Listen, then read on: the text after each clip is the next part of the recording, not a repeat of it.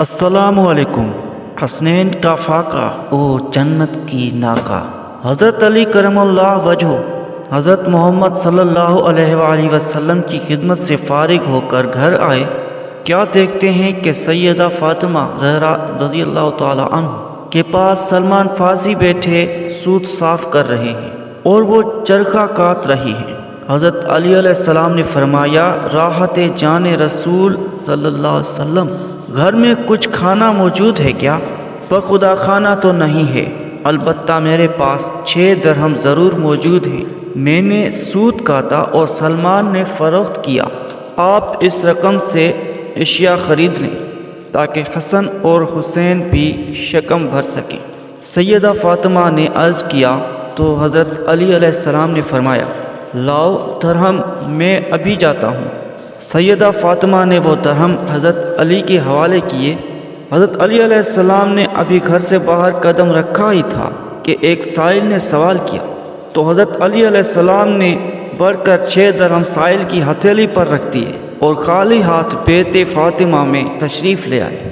سیدہ فاطمہ رضی اللہ تعالی عنہ نے جب حضرت علی علیہ السلام کو خالی ہاتھ دیکھا تو آپ دیدہ ہو گئیں۔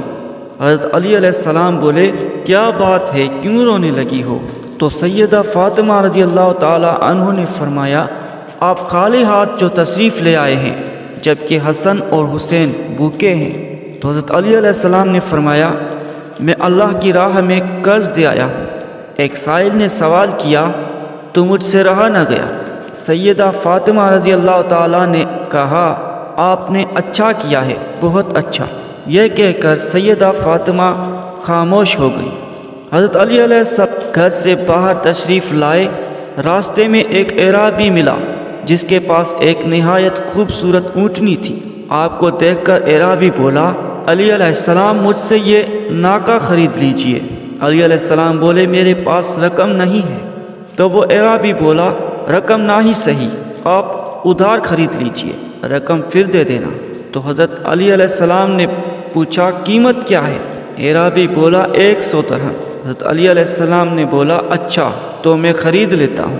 حضرت علی علیہ السلام نے اقرار کیا تو اعرابی نے اونٹنی آپ کے حوالے کر دی اور خود چلتا بنا۔ حضرت علی ابھی چند قدم چلے ہوں گے کہ ایک دوسرا اعرابی ملا۔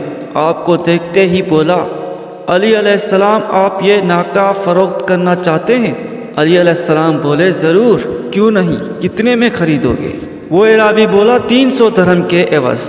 تو علی علیہ السلام نے بولا، مجھے منظور ہے، میں فروخت کرتا ہوں، لاؤ درہم اور یہ لو ناکہ۔ اعرابی نے 300 درہم حضرت علی علیہ السلام کے حوالے کیے اور ناکہ لے کر چلتا بنا۔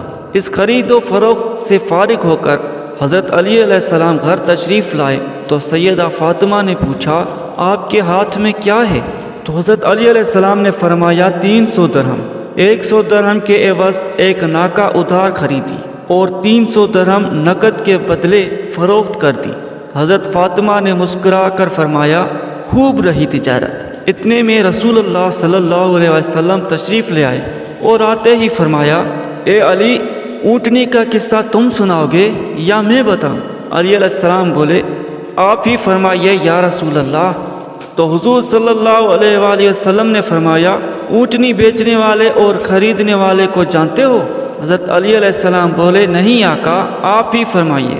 تو محمد صلی اللہ علیہ وآلہ وسلم فرماتے ہیں، سنو علی، تم نے راہ خدا میں 6 درہم دیے تو خدا نے تمہیں 300 درہم عطا فرمائے، گویا 1 درہم کے بدلے 50 درہم۔ رہی بات پہلے اعرابی کی تو سنو، وہ جبریل تھے اور دوسرے اعرابی اسرافیل تھے، اور اونٹنی وہ تھی جس پر جنت میں فاطمہ سوار ہوں گی۔